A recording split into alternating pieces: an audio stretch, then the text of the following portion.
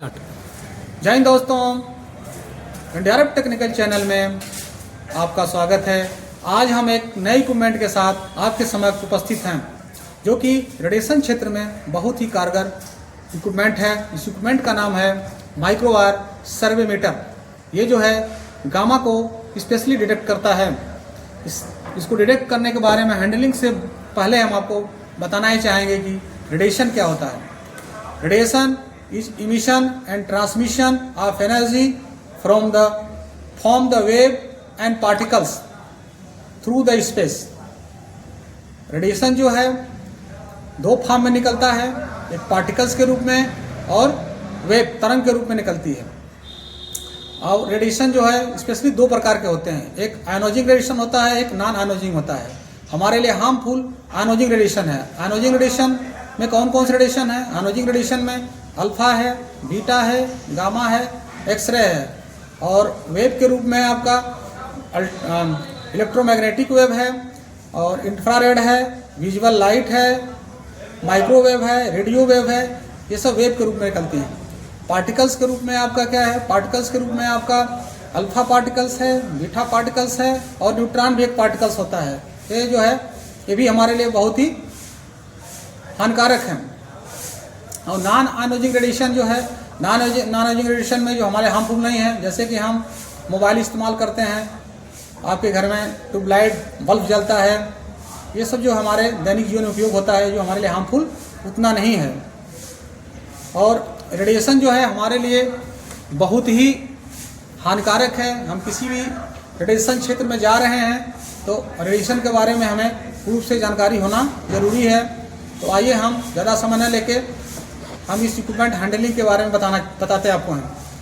इस इक्विपमेंट का नाम जैसे कि माइक्रोवार सर्वेमीटर है। ये जो है स्पेशल गामा को डिटेक्ट करता है, गामा रेस को डिटेक्ट करता है। और इसको डिटेक्ट करने के लिए इसमें 1.5 वोल्ट की 6 बैटरी लगती है, जो कि हमने ऑलरेडी इसमें लगा रखा है, इंसर्ट कर रखा है। इसको ये जो है रेडिएशन क्षेत्र में 2 लाख माइक्रोरंजन पर हावर इसका हाईएस्ट रेंज है। जबकि बैकग्राउंड जब ऑन करेंगे तो 10 माइक्रोरंजन पर हावर की से आपको इसके जो कि एनालॉग है इस पर आपको शो करेगा। इसको हम कैसे इसको हैंडलिंग करते हैं? सबसे पहले हम बैटरी लगाने के बाद ये बटन जो है यहाँ पे, इस बटन से हम इसको ऑन करेंगे। जैसे ऑन करेंगे हमारा जो है सर्वेमीटर ऑन हो जाएगा। इसके बाद हम इसी से जो है रेंज सेलेक्ट करते हैं। इसका रेंज सेलेक्ट जो है आपका 1 से लेके 10,000 तक इस पर हम सेलेक्ट कर सकते हैं। सेलेक्ट करने के बाद सबसे महत्वपूर्ण बात है कि हम रेडिएशन क्षेत्र में जब काम कर रहे हैं तो इसकी रीडिंग कैसे निकालते हैं। तो रीडिंग निकालने के लिए एनालॉग इक्विपमेंट है। तो यहाँ पे हमको देखिए, आप देखेंगे आपको तो 0 से लेके 20 तक, 0 से लेके लास्ट 20 तक इसमें जो है आपको नंबरिंग किया हुआ है। इस नंबरिंग के बीच में जो है इसमें छोटे छोटे खाने दे रखे होंगे, बिल्कुल छोटे छोटे। ये खानों की संख्या 40 होती है।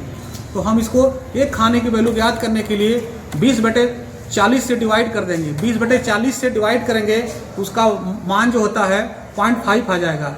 और अब हमें जिस पे रेंज पे सेलेक्ट करना, मान लीजिए हमने 100 पे सेलेक्ट कर रखा है, तो हम क्या करेंगे 100 × 0.5 इंटू, अब ये कांटा कहाँ पे आपने सेलेक्ट कर रखा है, ये सुई आपकी कहाँ दिखा रही है।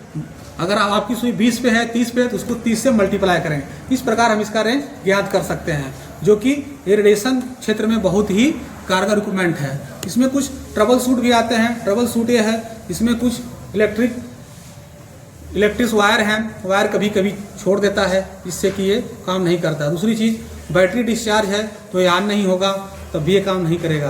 तो इस इक्विपमेंट में बैटरी बिल्कुल कंडीशन में ले जाना है और इसका मेंटेनेंस भी प्रॉपर्ली करते रहना है, जब तभी हम रेडिएशन क्षेत्र में इससे अपना बचाव कर सकते हैं। थैंक यू दोस्तों, जय हिंद।